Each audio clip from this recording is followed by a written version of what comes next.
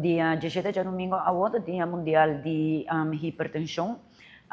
Dia aqui nós como POH, que era para quieto também, na paciente que sofre de maleza crônico aqui. Que é maleza crônico tá maleza que botin ko vai viva com ele, para vida largo. Para nós está muito importante para esse não tem maleza aqui para queda controlar. Dos vai para doutor de casa. Nós temos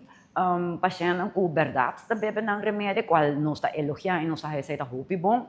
pero um problema não está que se nota vai back na bo POH ou na bo doutor de casa para borrar se bo controle nós não sabemos se o pilder em verdade está fazendo seu trabalho de maneira como está. Sobre nós temos, por exemplo, gente que tem para 10 anos largo, de 5 anos largo, está bebendo o mesmo pilder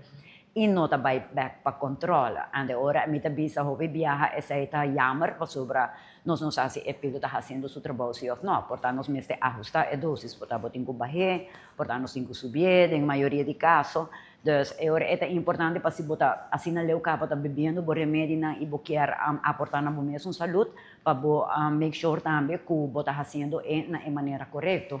O qual também nós está pondo ênfase em tá busca machine, andore bom mês também para controlar essa aqui,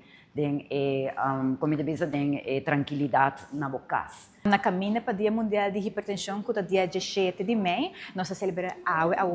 o dia na DVG como interno, para celebrar health promotion na pia de trabalho, com todos os colegas também, e nós vamos participar junto conosco, para nós pomos de pressão, nós trabalhamos um conceito de sabor número de pressão, suco, nós temos informação de parte de nutrição, diferentes flyers, nós temos de fada, e nós trabalhamos medimento, cintura, altura e peso também, e duna nós temos informação que coisa que significa para a curva, que kami ng comportamento ng lumistahasi para manter um balanço em uma vida saudável. A pressão está algo silencioso, bom sa, tem hora a pressão está alta, dos PC, hasi bo chequeo na foral, se botam pressão que consumir o salo, o suco, dos é importante para keep essa in track e também de parte de alimentação está muito importante, dos nossa com nos hábito de comimento está varia, para poner natural assim, pero nós temos que também culo que bota come, se não está bebendo suficiente água, se não está dormir suficiente, se o estado de stress está muito alto, tudo essa que não está ponendo na risco para poder hipertensão e pressão em que alto. Então, que para gente não está mais consciente, ora botar vai para o doutor de casa para chequear na